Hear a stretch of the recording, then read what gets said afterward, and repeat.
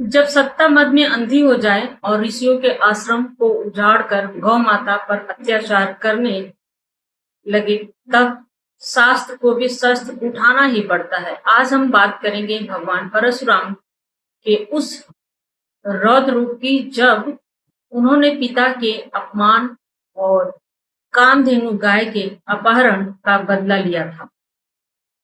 उन्होंने राजा सहस्त्रार्जुन का घमंड चूर-चूर कर दिया। एक ऐसा युद्ध जहां अकेले भार्गव राम ने पूरी महिष्मती सेना का अंत कर दिया। देखिए हमारी परशुराम भाग पाठ में आप सभी लोगों का स्वागत है। आश्रम का विनाश और परशुराम का महाक्रोध यहीं से ज्वाला बनता है। तीर्थाटन से लौटने के बाद भगवान शिव से अमोघ परशु प्राप्त करने के बाद भार्गव राम परशुराम यही बनते हैं। अपने पिता महर्षि जमदग्नि के आश्रम लौटे, लेकिन आश्रम पहुंचते ही उनके पैरों तले जमीन खिसक गई। सामने का दृश्य अत्यंत विचलित कर देने वाला था। चारों ओर यज्ञ की वेदियां टूटी पड़ी थी, कुटिया उजाड़ दी गई थी, माता रेणुका रो रही थी और आश्रम के शीर्ष से लहूलुहान पड़े थे। ऋषियों ने कांपते हुए बताया कि हे राम, महिष्मती का राजा 1000 भुजाओं वाला अहंकारी कार्तवीर्य अर्जुन, जिसे सहस्त्रार्जुन भी कहा जाता है, अपनी विशाल सेना के साथ आया था। वह अपनी बलपूर्वक हमारी पूजनीय कामधेनु शूरबिकाय और उसके बछड़े को लेकर चला गया।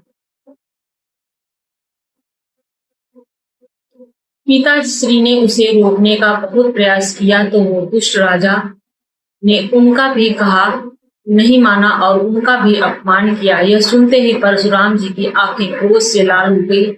उनके हाथों में घमासियों का फरस चमक उठा। उन्होंने गरजते हुए प्रतिज्ञा ली, जिस सत्ता को प्रजा की रक्षा करनी चाहिए, यदि वो आश्रम के ऋषियों के ऊपर और गौ माता के ऊपर अत्याचार करे, तो उस सत्ता को समूल नाश, समूल सत्ता को उखाड़कर फेंक देना ही धर्म है। मैं आज ही उस अंधभक्त राजा को तथा उसके अहंकार को मिट्टी में मिला दूंगा। महिष्मती की ओर महाप्रयाण। धड़कनों पे अपने थाम के बैठी परशुराम जी ने रथ लिया, न कोई सेना। उन्होंने अपना अभेद धनुष कंधे पर टांगा, तरकस कसा, हाथ में भयंकर फरसे को धारण किया और अकेले ही पैदल महिष्मती नगरी की ओर दौड़ पड़े। उनकी गति इतनी तीव्र थी जैसे कोई प्रलयंकारी तूफान सामने से आ रहा हो। जब ये महिष्मती की सीमा पर पहुंचे, तो उन्होंने ऐसा भयंकर सिंहनाद किया कि राजा के महल की दीवारें भी थर-थर कांपने लगी। सहस्त्रार्जुन को जब सूचना मिली कि एक अकेला ब्राह्मण हाथ में कुल्हाड़ी लिए पूरी नगरी को चुनौती दे रहा है, तो वो जोर-जोर से हंसने लगा और उसने गर्व से कहा, जाओ उस भिक्षुक ब्राह्मण को बंदी बना लाओ। उसे क्या पता था अछोड़ी सेना का यहीं से अंत होने वाला है। युद्ध का उग्र संगीत बजने लगता है।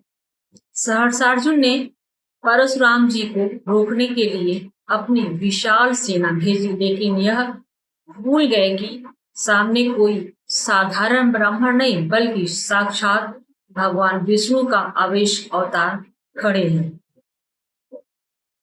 युद्ध भूमि में महाविनाश शुरू हुआ। परशुराम जी का फरसा बिजली की गति से घूमने लगा। जो भी सैनिक सामने आते, वो घास की तरह धड़ से कट के अलग पृथ्वी पर गिरने लगे।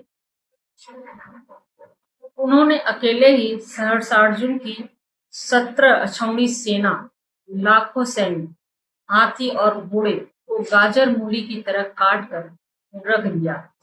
महिष्मती की धरती छत बिच्छत 100 से पट गई और दुष्ट राजा की पूरी सेना का गौरव धूल में मिल गया।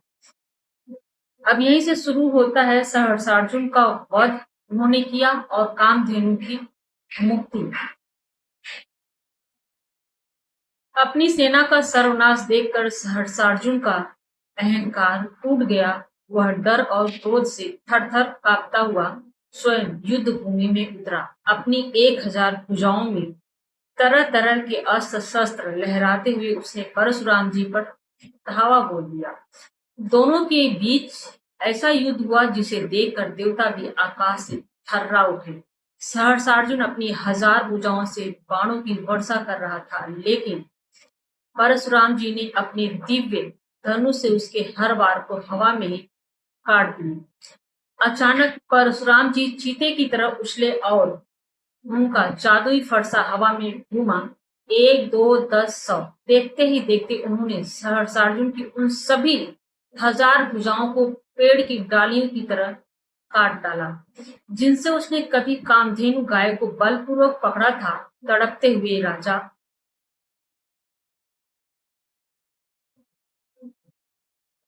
जिसने कभी कामधेनु गाय को बलपूर्वक पकड़ा था, तड़पते हुए राजा के सामने खड़े होकर परशुराम जी ने अंतिम प्रहार किया और उसका मस्तक धड़ से अलग हो गया। अत्याचारी राजा का अंत हो चुका था। इसके तुरंत बाद वे महिष्मति के कारागार की ओर बढ़े, जहाँ कामधेनु गाय और उसके बछड़े को जंजीरों में बांध कर रखा गया था। परशुराम जी को देखते ही गौ माता की आंखों से आंसू बहने लगे। परशुराम जी ने अपनी उंगलियों से जंजीरों को तोड़ दिया और अत्यंत प्रेम से कामधेनु के मस्तक पे अपना हाथ फेरा। बहुत ही सुखद अनुभूति थी ये। फिर इसके बाद आश्रम वापसी होती है और शांति का संदेश यही परशुराम जी देते हैं। शांत, दिव्य और मंत्रमुग्ध करने वाला ये पल है। महिष्मति पर धर्म की विजय पताका फहराकर भगवान परशुराम अत्यंत आदर और सुरक्षा के साथ कामधेनु गाय तथा उसके बछड़े को वापस लेकर अपने पिता के आश्रम लौटे।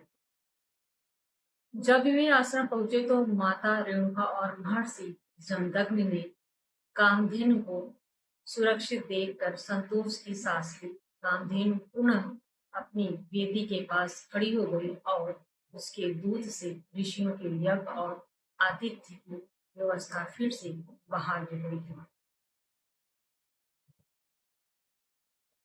जिसने कभी कामधेनु गाय को बलपूर्वक पकड़ा था, तड़पते हुए राजा के सामने खड़े होकर परशुराम जी ने अंतिम प्रहार किया और उसका मस्तक धड़ से अलग हो गया।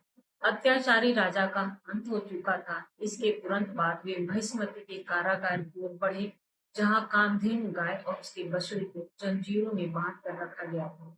परशुराम जी को देखते ही गौ माता की आंखों से आंसू बहने लगे। परशुराम जी ने अपनी उंगलियों से जंजीरों को तोड़ दिया और अत्यंत प्रेम से कामधेनु के मस्तक पे अपना हाथ फेरा। बहुत ही सुखद अनुभूति थी ये। फिर इसके बाद आश्रम वापसी होती है और शांति का संदेश यही परशुराम जी देते हैं। शांत, दिव्य और मंत्रमुग्ध करने वाला ये पल है। महिष्मति पर धर्म की विजय पताका फहराकर भगवान परशुराम अत्यंत आदर और सुरक्षा के साथ कामधेनु गाय तथा उसके बछड़े को वापस लेकर अपने पिता के आश्रम लौटे। जब वे आश्रम पहुंचे तो माता रेणुका और महर्षि जमदग्नि ने कामधेनु को सुरक्षित देखकर संतोष की सांस ली। कामधेनु पुनः अपनी वेदी के पास खड़ी हो गई और उसके दूध से ऋषियों के यज्ञ और आतिथ्य की व्यवस्था फिर से बहाल हो गई थी। परशुराम जी ने अपने पिता के चरणों में शीश झुकाया और कहा, पिताश्री, गौ माता सुरक्षित वापस आ चुके हैं और पापी राजा अपने कर्मों का फल भोग चुका है। महर्षि जमदग्नि ने प्रसन्न होकर उन्हें आशीर्वाद दिया, लेकिन साथ ही एक गहरा संदेश भी दिया। पुत्र राम, तुमने धर्म की रक्षा की, यह श्रेष्ठ हो, परंतु एक ब्राह्मण का असली आभूषण क्षमा और शांति है। इस युद्ध के क्रोध को शांत करने के लिए अब तुम्हें पुनः साधना में लीन होना होगा। परशुराम जी ने पिता की आज्ञा मानी और शस्त्र रखकर पुनः ध्यान में बैठ गए। यह घटना सिद्ध करती है कि परशुराम जी ने कभी सत्य या संपत्ति के लिए युद्ध नहीं किया। उनका युद्ध केवल धर्म, सत्य और असहाय की रक्षा के लिए था। दोस्तों, यह भगवान परशुराम के जीवन का वो महान अध्याय था जहां अकेले एक निरंकुश साम्राज्य को उखाड़ फेंका और गौ माता की रक्षा की। इसके बाद की कहानी हम 6वें अध्याय में लेकर आएंगे। तो जय श्री राम। हमारा वीडियो अच्छा लगे तो आप सभी लोग लाइक शेयर और कमेंट बॉक्स में जय परशुराम जरूर लिखिएगा और चैनल को सब्सक्राइब करें। तो जय परशुराम, हर हर महादेव। मैं रागिनी सिंह, यूपी जौनपुर से।